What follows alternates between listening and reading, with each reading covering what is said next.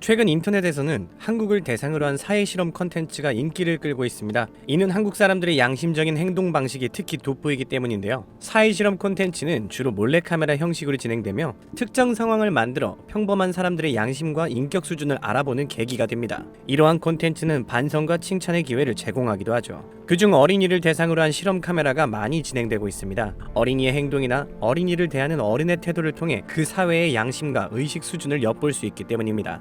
그렇다면 어린이를 대상으로 한 실험에서 한국은 어떤 모습을 보여줬을까요? 미국의 한 인터넷 방송에서 어린이를 대상으로 실험 카메라를 진행했습니다. 이 실험은 비슷한 환경을 조성하여 여러 나라의 아이들을 대상으로 진행되었고 각 나라 어린이들의 행동 차이를 보여주려는 의도였는데요. 해당 영상은 각종 커뮤니티에 공유되면서 큰 주목을 받았습니다. 실험은 프랑스, 중국, 미국, 한국에서 각국 현직 코디네이터의 도움으로 진행되었는데요. 실험 내용은 길에 떨어진 돈을 보고 아이들이 어떤 행동을 하는지 지켜보는 것이었습니다. 먼저 프랑스와 중국에서는 이 실험 결과를 지켜볼 수 없었습니다. 아이들이 돈을 보며 고민하는 사이 순식간에 나타난 행인이 돈을 주워갔기 때문인데요. 그럼 이제 이어서 미국과 한국에서의 실험입니다. 마찬가지로 벤치에 아이를 앉혀놓고 지나가던 사람이 돈을 흘리는 상황을 연출해봤습니다. 미국의 실험에서는 3명의 아이가 등장했는데요. 미국의 아이들은 행인을 쫓아가 돈을 돌려주는 행동을 보여주며 몰래 지켜보던 엄마와 진행자를 뿌듯하게 만들었습니다. 하지만 나머지 2아이는 돈을 슬쩍 자신의 주머니에 넣었는데요. 그나마 한 명의 아이는 돈을 흘린 사람이 다가와 돈의 행방을 묻자 당황하며 돈을 돌려주는 모습을 보였지만 마지막 아이는 돈을 못 받다는 거짓말까지 하며 이를 지켜보던 엄마의 마음을 속상하게 만들었습니다. 마지막으로 한국에서의 실험이었습니다. 한국은 특이하게 길에 돈과 함께 특별히 태극기를 두었는데요. 단순히 돈만 떨어뜨렸을 때는 아이들이 길에 떨어진 돈에 관심조차 보이지 않았기 때문인데요.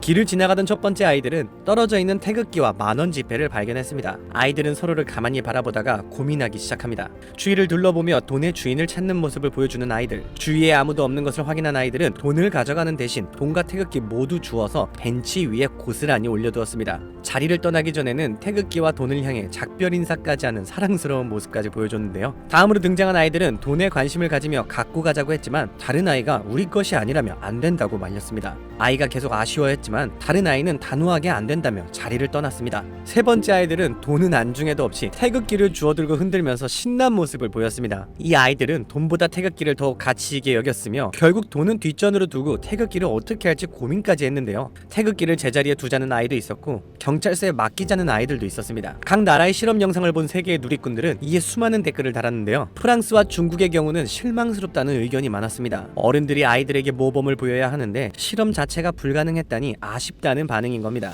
아이들은 사회적으로 미성숙하지만 이 실험 결과를 통해 아이들에게 잘못을 지적하기보다는 어른들이 반성해야 할 상황이라고 지적하는 의견도 있었습니다. 반면 한국 아이들의 행동을 보고는 정말 귀엽다. 순수하고 정직한 모습에 감동을 받았어. 한국은 정직한 사회야. 아이들이 저렇게 행동하는 것은 부모의 행동을 따라하는 것 같아. 라는 극찬이 줄을 이었습니다.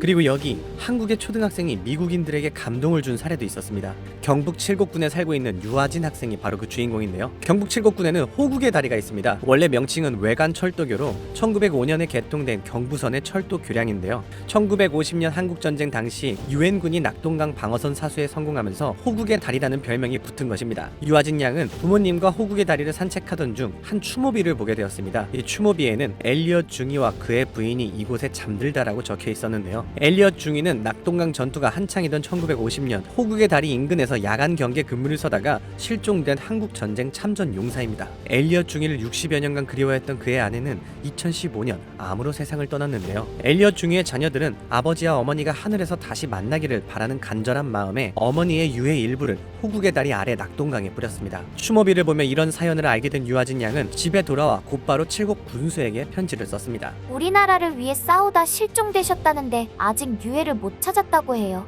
꼭 찾아주세요. 아내마저 운명을 달리한 지금 아들과 딸이 아버지 유해를 기다린다니 안타까워요. 칠곡에서는 꾸준히 유해 발굴을 진행하고 있었는데요. 유아진 양의 편지는 유해 발굴을 담당하는 육군단 보병 50보병 사단장과 칠곡 대대장에게 전해졌고 육군에서는 유아진 양의 편지를 한 번씩 복사하여 발굴 작업에 참여하는 장병들에게 나누어 주었습니다. 유해 발굴 작업을 하는 장병들은 편지를 읽으며 발굴 작업에 더욱 사명감을 갖게 된 것이죠. 유아진 양의 행동은 엘리엇 중위의 딸 조지아 씨에게도 전해졌습니다. 그녀는 곧바로 유아진 양에게 답장을 보냈는데요. 대한민국의 초등학생이 외국 군인에게 관심을 갖는 것을 보고 젊은 세대들에 대한 믿음을 가지게 되었어요.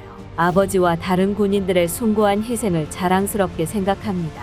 유아진 어린이의 아름답고 밝은 영혼이 변하지 않기를 바래요. 가까운 미래에 한국에 간다면 직접 만나 안아주고 싶습니다. 이 모든 내용은 SNS로 퍼지며 미국 전역에 큰 감동을 주었습니다. 이렇게 예의 바르고 정직한 한국의 어린이들을 보면서 한국의 미래가 더욱 밝을 것이라는 기분 좋은 사연이었습니다.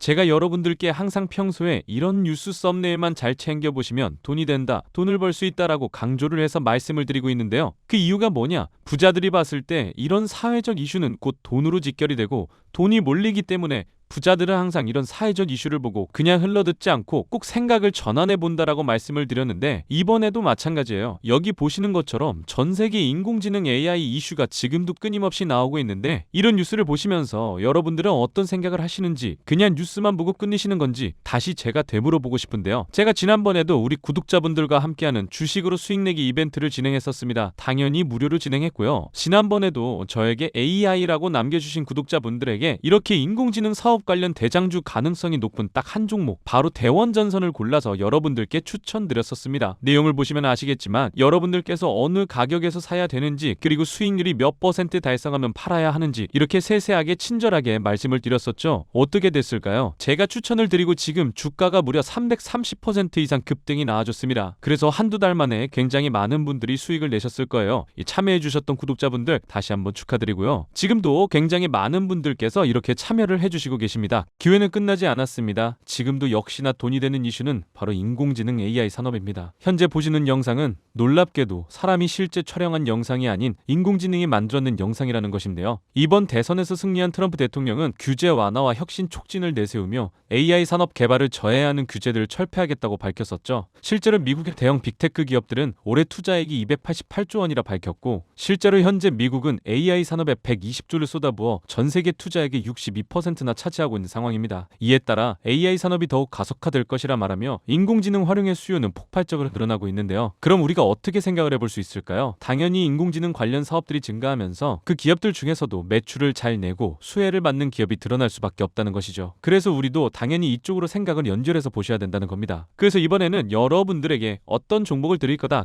제 개인 휴대폰 번호 010-2674-6106 이 번호로 참여라고 딱 두 글자 문자 남겨주시면 제가 인공지능 관련 기업 그 중에서도 앞으로 있을 인공지능 데이터 센터 수요 증가에 따른 전력망 인프라를 독점하면서 매출이 가장 잘 나오고 대장주 역할과 동시에 주가가 크게 뛰어오를 수밖에 없는 한 종목을 여러분들께 알려드리도록 하겠습니다. 현재도 이렇게 많은 분들이 이벤트에 참여하고 계시는데요. 여러분들이 주식으로 수익 내보는 연습을 한번 해보셔라 이렇게 말씀을 드리겠고 혹시라도 내가 주식을 하지 않는다고 하더라도 주변에 주식하는 분들께 추천해 주셔도 되겠죠. 그리고 연세가 좀 있으신 분들 중에서도 저는 조금 어려운 것 같아요 하시는 분들도 분명 계실 거라고 생각을 합니다. 그런 분들은 자녀분들에게 이 종목 한번 사봐라 이걸로 돈 한번 벌어봐라 좋은 조언도 해주실 수 있는 거죠. 그래서 지금 이 영상을 보시는 시청자분들 중에서 나도 돈 한번 벌어보고 싶다 가볍게 종목 한번 궁금하다 생각하시는 분들 어느 시간대건 상관없습니다. 제 휴대폰 번호 010-2674-6106 이렇게 간단하게 참여라고 두 글자 보내주시면 이전에 드렸던 폭등 종목처럼 이번에는 인공지능 관련주 중에서 주가가 가장 크게 상승할 올해 대장주를 여러분들께 보내드리도록 하겠습니다. 아시겠죠?